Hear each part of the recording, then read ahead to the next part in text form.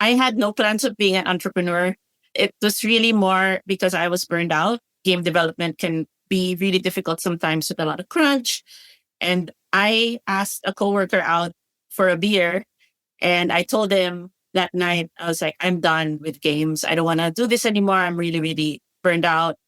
And I actually told him, like, I just want to be a Starbucks barista. Like, I just want to make coffee. Like, I had gone to the Starbucks website to look for openings. I was like, I was ready to leave. And then he said, okay, before you do that, if I start a company tomorrow to make games, would you join me? And I said, you have my resume. Like, let's go. I'll do it with you. Welcome to the Rise and Play podcast. I am Sophie, your host and leadership coach. In the show, my wonderful co-host and I sit down with influential and diverse leaders from the gaming industry to hear about their leadership journey. Not the well-polished stories, but the real stories. The up and down, the breakthrough, and the failures. Or should we rather say learnings? Each episode will transport you into a magical space of vulnerability with our guests. And together, you'll be reminded that no matter how hard it is, you are not alone in this journey, and find the courage to keep going. Come and join the ride? Let's begin. A former product leader who worked 16 years in the gaming industry, I know how difficult it is to get reliable and usable player insights. The logistics of scheduling, recruiting the right players, collecting and reviewing feedback, it is all time away from game development. But you know how fundamental it is to test assumptions with your core audience and iterate at a lower cost before marketing an unproven game. I am proud to announce Playtest Cloud as our key partner, as I have believed since day one in the quality of their service and their mission to democratize player research. Playtest Cloud can take the hassle out of organizing game research yourself and delivers results within 48 hours, allowing you to implement changes in time for your release. Having been a long-time user of the platform, it is the industry standard used by top AAA and mobile studios, and now they also support indie developers with special pricing. Working for a year on the wrong game is an expensive mistake, and you can de-risk it now by investing in your player research. Check out the show notes for a free trial and learn more about Playtest Cloud. Welcome to a new episode of Rise and Play, and today I'm super delighted to be with Luna Javier. Luna is one to remember. She's the first female game developer in the Philippines with a career spanning over 20 years. That's crazy when I read that because it's like 20 years. Okay, games were just a rising industry at the time. But then knowing that about you, Luna, is like, wow, I was working with the first female game developer in the Philippines. So feel very honored to have you on the podcast today. She worked before and began at Anino, working on game Defender Land and Rage, the country's first computer game, and has designed games for Anino Games, Boom Zap Entertainment, and Altitude Games. Her latest stop, where she was the design director and co-founder. For me, always when I see women co-founders and having an exit, it's like hats off. Well done, Luna. I think it's important to mention that. Luna is also an international recognized speaker, Game Awards judge and mentor, featured in Women in Gaming, 100 Professionals of Play, book celebrating influential women in the global gaming industry. And of course, actively advocating for inclusivity as Women in Games ambassador, serving on the leadership team of Women in Games Asia. So much activity you have there, supporting sisterhood, we'll get into that, and in Asia. So again, I'm not familiar with that space at all, but I'm so glad to have you representing here the region. And I hope that it will also make visible the women that I will have in the future on the podcast. And for the context, how we've met. Interesting. We were both actually mentors in the Google Play Indie Games Accelerator. And among the very few women, mentoring and on leadership topics, like, we need to talk to each other. So I remember I reached out to you and I was attending your session. It's like, hey, Luna, how come I didn't know about you? It's like, oh, Sophie, and by the way, I'm looking for a coach. And that's how we started. So we worked together in a coaching format for you to develop, yourself, Rise, like you've been doing the past years.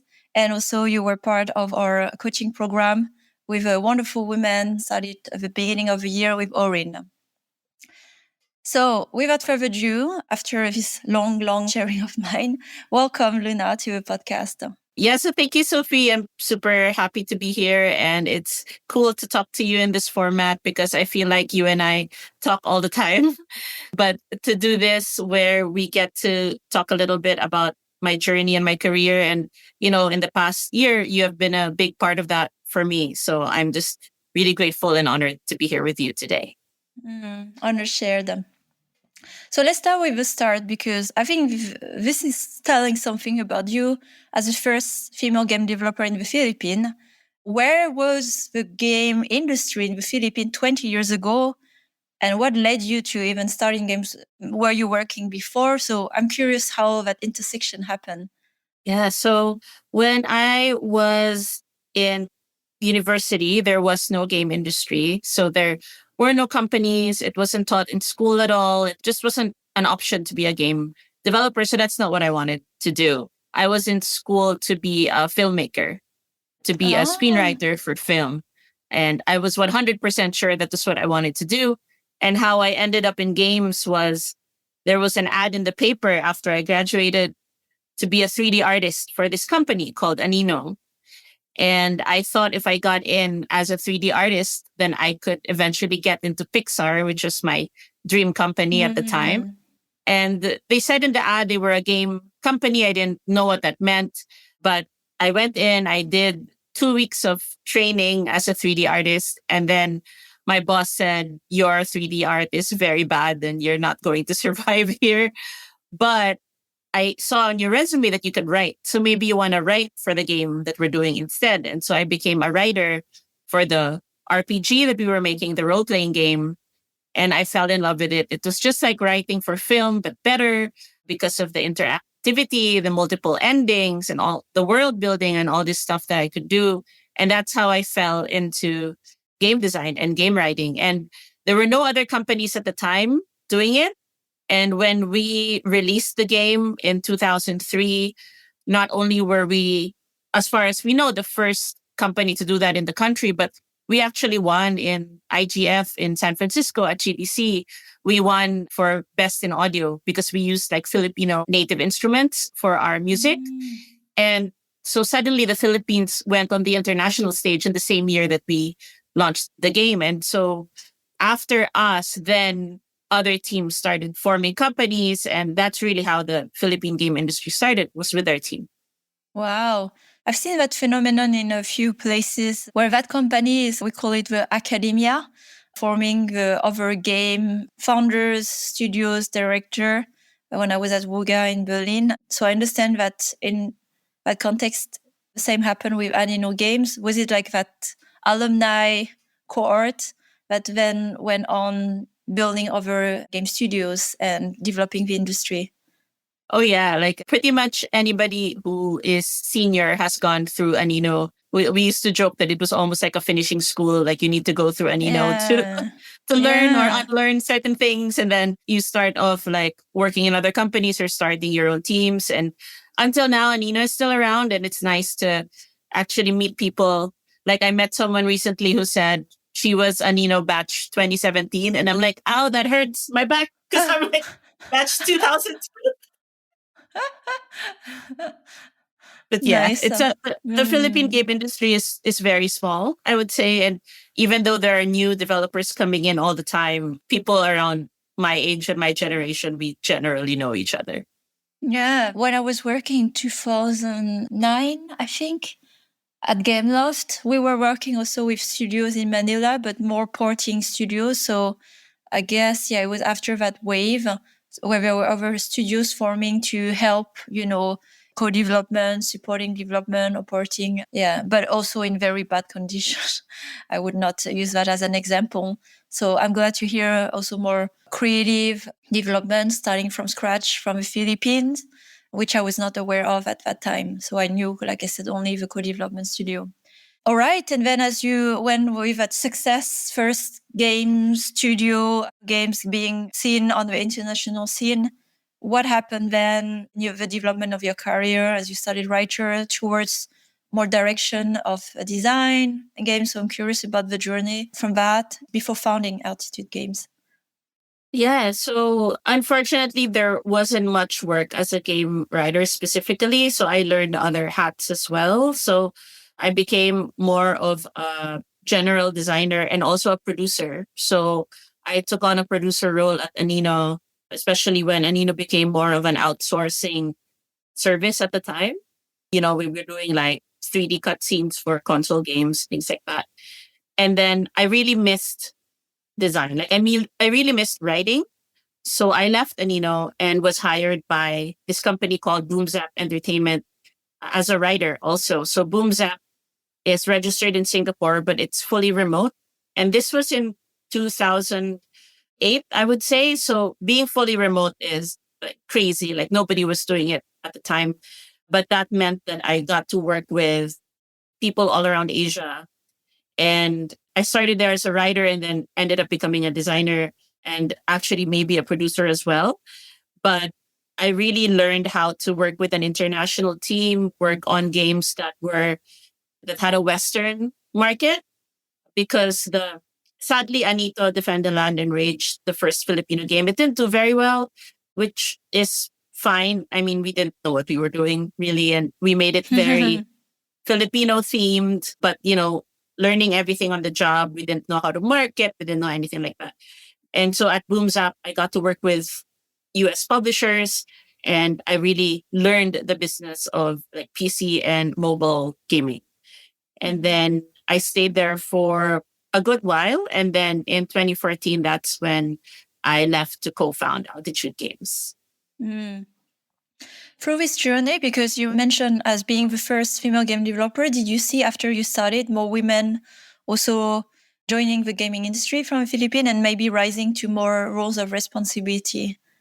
Yes, and that was really amazing to watch. So I could see it first in my own teams, having more women come in and then eventually getting promoted to team leads, things like that. In Boomzap, it was a little different. The hierarchy was very flat. And so we hired a lot of women around the region, but not necessarily anyone rising to leadership because there was no middle management in Boomzap. But one story I like to tell is in education. So I also taught game design at university part-time during this period. And on the first day of class, I would always ask, why are you here in game design? Like, why are you taking this class? And there would be a handful of women in my class. And I'm not kidding. The first class I ever got, the girls would stand up and they would say, I took this class because my boyfriend's here, or I took this class because all other electives were full. They didn't really want to be game developers. But throughout the years, I would ask this question to the next batch and the next batch. And then I would start, first of all, getting more female students, but also they would start saying, actually, I've been playing games since I was young and I was thinking about becoming a game developer. Or later on, it became, I really want to be in game development. This is why I signed up for, computer science. And it was just amazing to watch, even anecdotally, more and more women getting into gaming from, the college side, and then seeing that across the industry, more and more women joining like junior level, then eventually rising up and then starting studios as well. So I have, women that I worked with at Boomzap who have started their own gaming studios, and it's just wonderful. Amazing. And sometimes you have to be the first to show that's possible, even if for you it was not an active process, but the fact that other women could see, oh, okay, it is possible. This is already just planting, the idea to even want it. So I'm very sure you played a part in this, but again, not necessarily directly as this, but just by being.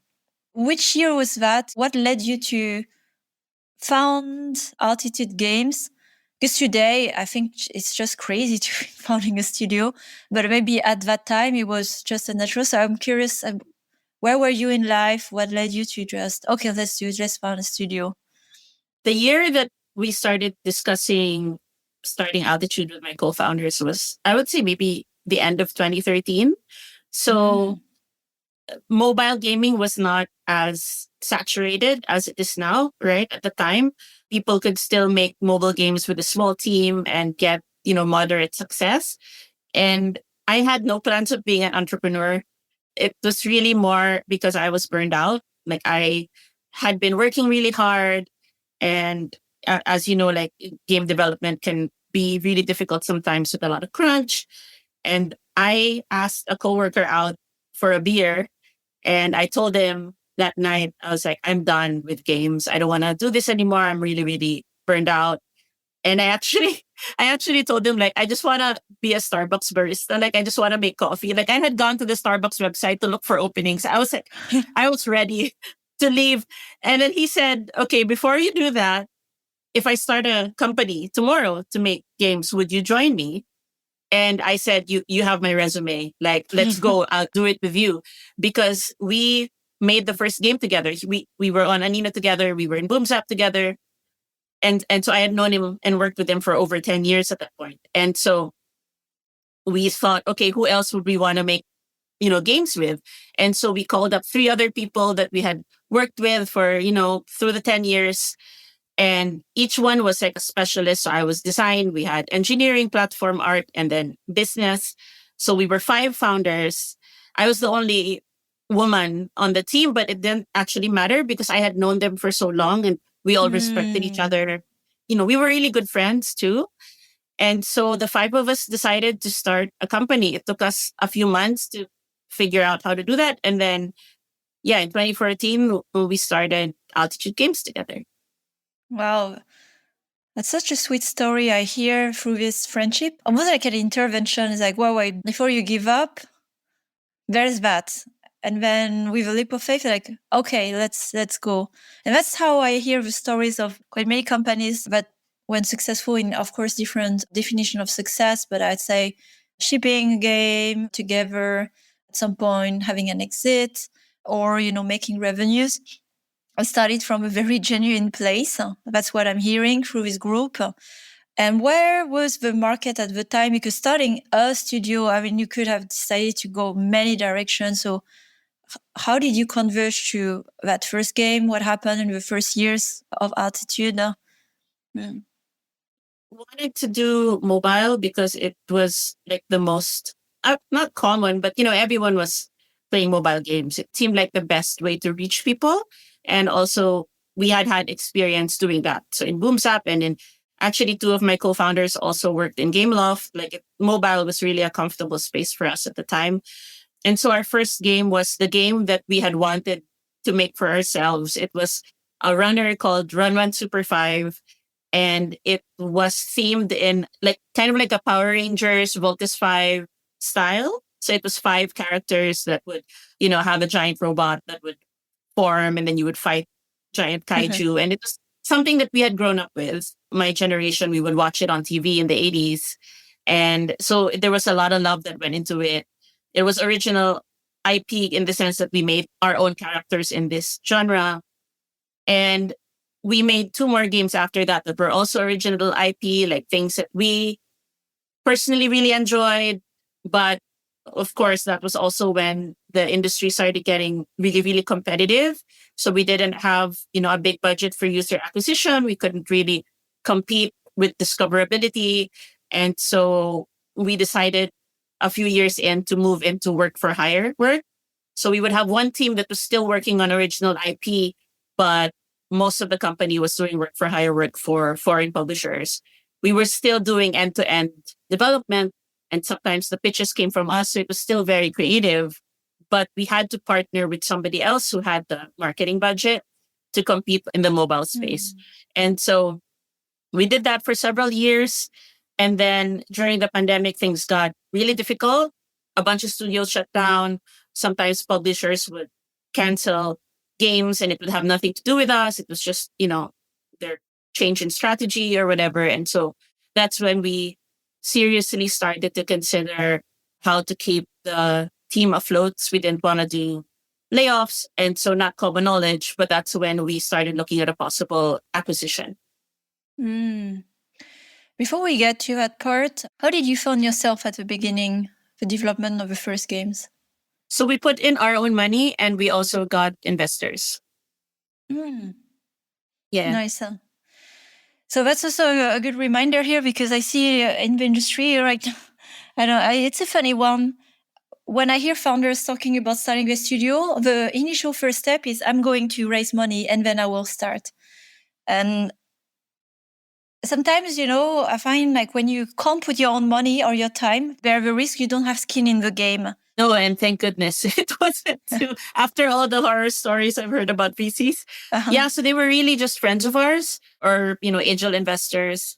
And one thing that I also think was novel at the time was the five co-founders. We all decided to put in the same amount of money, and we all decided that we would make the same amount of money. So all five of us were equal skin in the game, equal pay. And it wasn't weird at the time, but now I'm like, that is exactly how it should be. I feel like, because we really did feel like equals on that leadership team. And it showed also in the level of respect that we had for each other, because no one had a bigger say than anybody else. Yeah, very good, very good.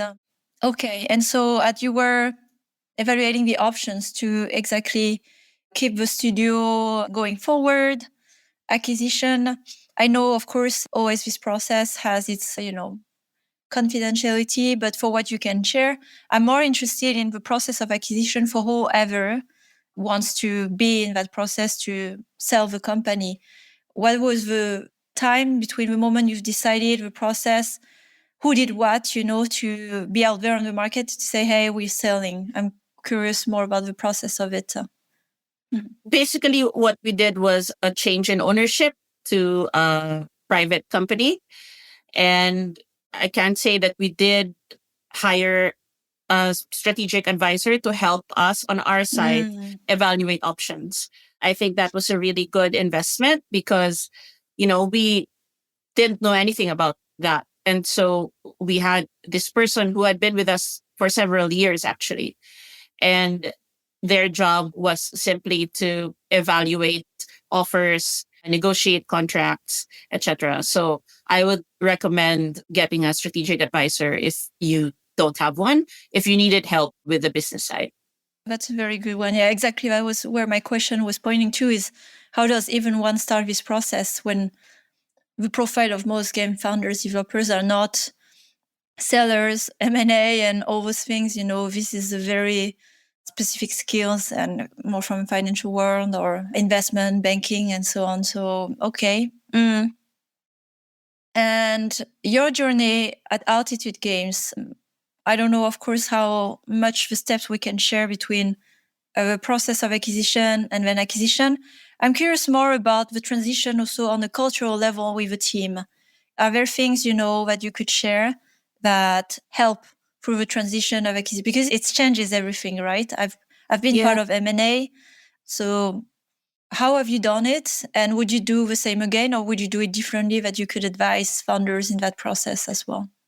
Usually when developers talk about acquisition, they're only thinking about money. They're not thinking about culture. They're not thinking about the impact on the people.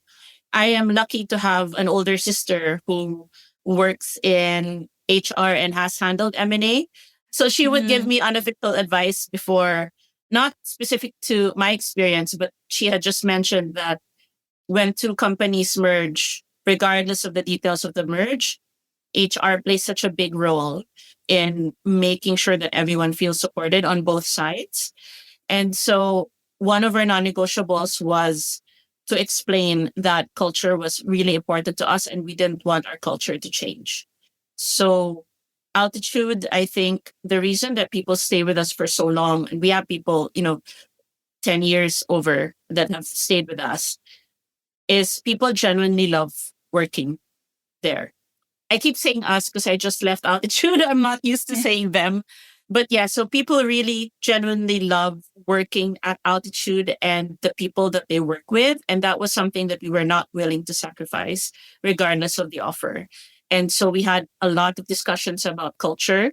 We also had a really strong HR manager, and we made sure to explain to everybody our reasons, just to make sure everybody had the information and the answers that they needed, just to support them.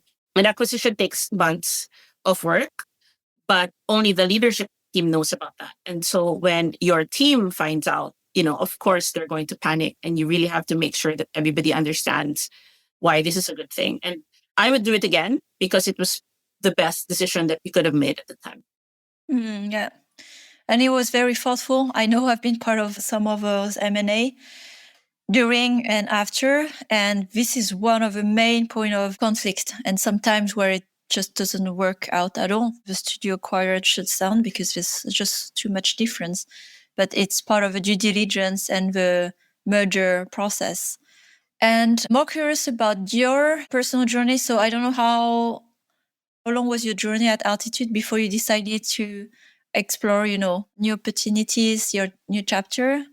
I'll start with this because, again, here it's not about the specific case, but it's more the commonalities I see in founders and for acquisition. So I'll share what I've seen, what I've experienced myself.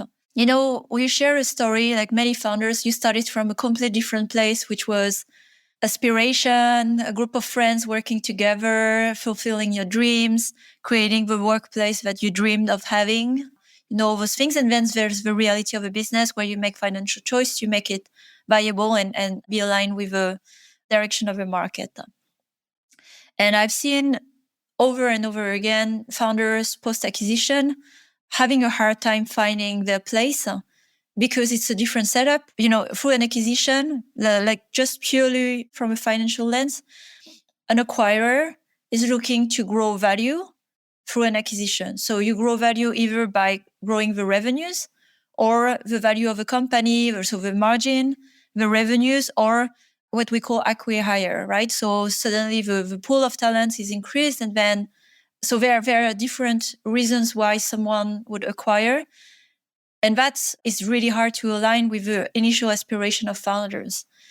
So what I wanted to ask you is, in this process, what keeps you keeping the eyes on the prize or, the North Star? Because it's a reality for many founders.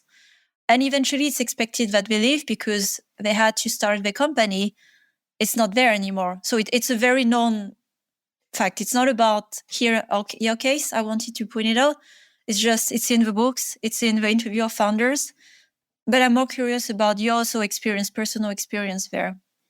Yeah, so for me, actually, my 4 co-founders had left throughout the 11 years that I was there. So it got to the point that I was the only founder left. Having a change in ownership, being a founder almost didn't matter.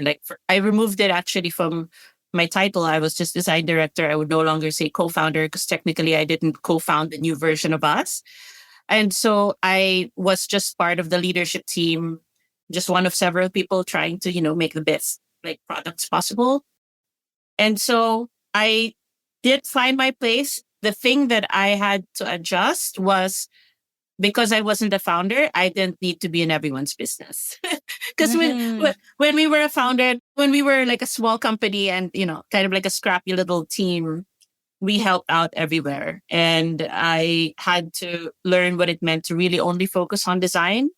And that was actually a welcome change in the sense that I could really practice my craft and just focus on that and focus on, mentoring my own design team and not necessarily having to deal with any of the fires outside my department. So I think that was the biggest change for me.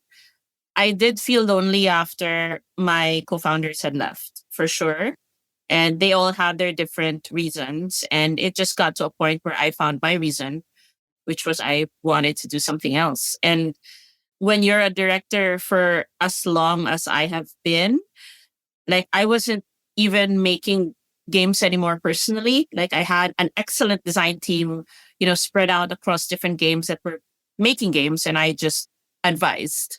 And that's fine. My itch at the start to make mobile games with friends, it was actually the same, except I wasn't in Unity doing it. Right. But I was still surrounded by friends. We were still having fun and being creative and solving problems together. But I did miss my co-founders for sure, because, even now, some of them are in different countries and, we don't necessarily keep in touch as often. So I think that's the big change also for me. Was there a conflict there for you, which is, again, a common one, between being an employee and an entrepreneur? Because an entrepreneur, you basically have most of your ownership. You decide on your time, where you go, and you have a lot of control. And when you are an employee, you work for higher goals that you don't necessarily have always a say.